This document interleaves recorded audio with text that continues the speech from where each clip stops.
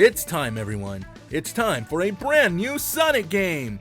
Well, a remaster. First off, I'd like to give a huge thank you to Sega for providing me an early review copy for the game.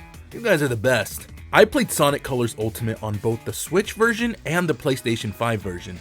As you all know, there are significant differences between the versions, but this video will be focusing on the Switch version of the game since that is the version provided to me by Sega. So, is Sonic Colors Ultimate worth your money? Short answer, yes. But is it worth buying the Switch version over the PC and next-gen console counterparts? Let's find out. So right off the bat, when you load into the game, you are greeted by the original beautiful CGI opening just as you were in the Wii version. Only this time, you get a remixed version of Reach for the Stars, instead of the original version. You then move on to the classic menu screen, with differences being adding the Ultimate word under the logo, and obviously the updated graphics. One thing to note is that if you pre-ordered the Digital Deluxe version, you immediately receive your cosmetics before you even create a game. So if you wanted to, you can customize Sonic before even starting your game. Let's talk first impressions. There's no opening cutscene when you start the game, you are just immediately thrown into a level off the bat. One thing I will note is that there is noticeable difference in loading time between the two. The Switch version takes about 15 seconds to load a level, while the next-gen counterparts take about 1 to 2 seconds. But that's to be expected. Honestly, the load time isn't that big of a deal in my opinion, but if that kind of thing bugs you, keep that in mind. Now we're into the actual game. At first glance, I noticed the bloom was a lot more visible in the Switch version. Another thing to keep in mind is that this game runs in 1080p, 30 frames per second, while the next-gen counterparts run in a stunning 4K resolution, 60 frames per second. That's not to say the Switch version is awful though. Sure inferior, but not awful. Since the graphics are downgraded from its counterparts to be portable, sometimes when boosting the screen feels very blurry and it can be a bit hard to see where you're going. I personally think the game runs great for what its focus is, an easy way to play Sonic Colors on the go. If I'm being honest, it rarely feels like you're playing a 30 FPS game. It honestly feels very smooth, as if the game runs in about 45 to 50 frames. There are, however, major frame drops occasionally in stages that require great amounts of assets to load, the biggest examples being Planet Wisp, the final boss of the game, and the occasional Sweet Mountain. The other stages and acts run pretty smoothly. Now this review isn't focused on glitches in the game, however Sega did confirm there would be a day 1 patch when the game officially releases that tackles some of the early bugs, so players don't worry about that. Since the Switch is aimed to be a family console, I think Sonic Colors Ultimate is a perfect, fun, and easy way to introduce new Sonic fans that may have become fans from other media into the actual video game series. No copyright law in the universe is going to stop me! Plus, you can play the classic Sonic simulator in 2-player mode with your friends, on the go! It certainly is a neat feature to note.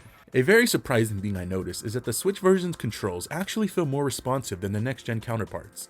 Don't get me wrong, Sonic Colors Ultimate responds very well on the PlayStation 5, and I rarely, if ever, complain about the control's response time, if at all. But the Switch? I felt I had a bit more control over Sonic, and I noticed it right away. One thing I absolutely adore in any video game as a whole is customization. I cannot tell you how much of a delight it was to be able to customize Sonic however I chose.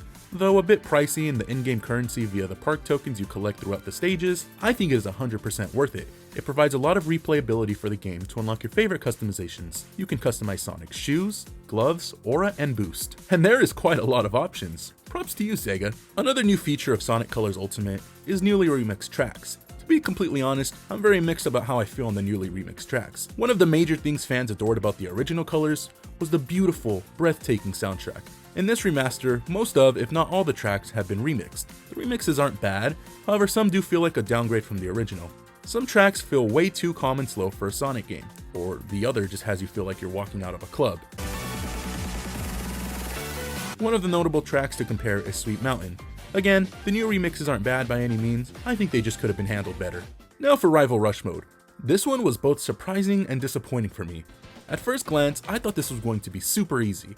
I thought I would have no trouble at all facing against the Metal Sonic AI, but boy was I proven wrong.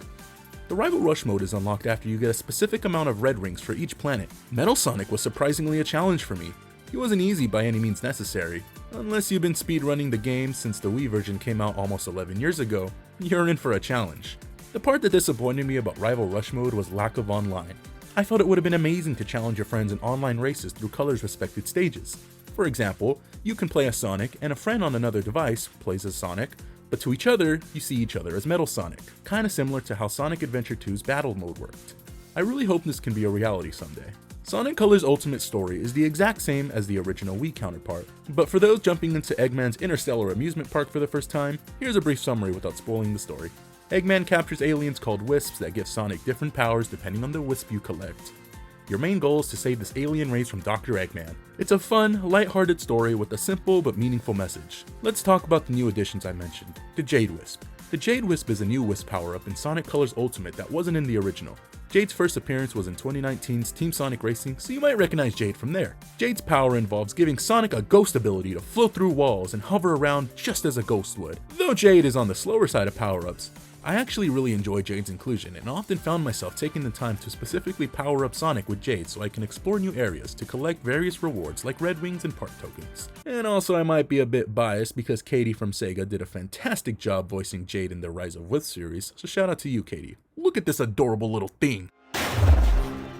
Tails Save is a new feature added to Sonic Colors Ultimate that rescues you from falling in a ditch where Tails catches Sonic and flies him to the nearest location he fell off from. Many fans were displeased about this, however I think it's an interesting way to return to your last checkpoint instead of a generic try again screen or a simple teleportation back to your location. Believe me, I'm a fan of Tails saving me for a change. You collect these saves by collecting Tails head icons hidden throughout the park. They're entirely optional to pick up, so if you're not a fan of it for some reason, you can always avoid them. The level design is pretty much the exact same from original, but again for newcomers, you can expect this game to be a bit more on the easier side of things. However, do be prepared for the precise platforming in certain sections that can really challenge your precision and thinking speed on where to go next in the fastest time possible. Unfortunately, the bosses in this game are a 50-50 rating for how good they are. Some bosses like the Starlight Carnival boss and the final boss of the game are some of the most creative and intuitive Sonic boss fights I've ever seen in the franchise's history. Others fall short on the rather boring side, some lasting literally less than 20 seconds, getting defeated in just 2 hits. Overall, Sonic Colors is a great remaster with respectable pros and cons to its name. I had an amazing time replaying this game after all these years, especially with all the new features. The graphics are breathtaking, the music is amazing and puts me in a happy mood. Though the game is easier than the past Sonic games, it still offers a great deal of challenge that will motivate you to get better at the game to beat your own time or your friends' times. All of the new features such as Jade's inclusion, customizable Sonic, and Rival Rush mode are very much appreciated to a long-term fan such as myself, and I enjoyed every minute playing this remaster. I do wish we could have gotten maybe a new planet with 4 extra new tracks involving Jade's power, but hey, maybe next time. Ultimately, I give Sonic Colors Ultimate... see what I did there? Ultimately, I give Sonic Colors Ultimate a respectable 8.8 out of 10. Sonic Colors Ultimate is a great remaster that included many new features that improved it so much more from its original Wii counterpart. Plus, having new access to a better Sonic Colors game on current gen consoles is a major plus. Though the game could have been expanded on a bit more, I'm still very pleased at what we as fans got. One more thing before I go. My original question at the start of the video was, is Sonic Colors Ultimate on the Switch worth it over its better counterparts on next gen consoles? My answer is yes and no. Yes, Sonic Colors Ultimate for the Switch is completely worth buying if you are a casual gamer. You don't care about crazy beautiful graphics, you don't even know what frames per second are, and just want to experience colors for the first time or just to have fun. No, Sonic Colors Ultimate for the Switch is not worth buying if you have a PlayStation 5, Xbox, or a gaming PC. If you care about frames per second and resolution, the console versions are 100% the way to go.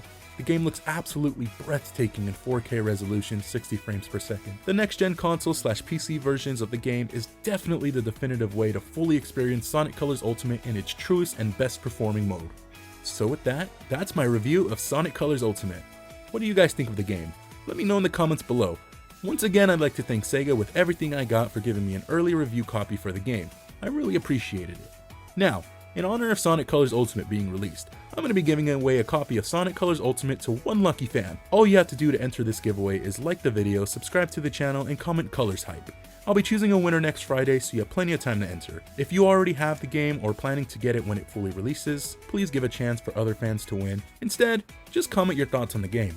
Thank you for watching everyone. I'll see you in the next video.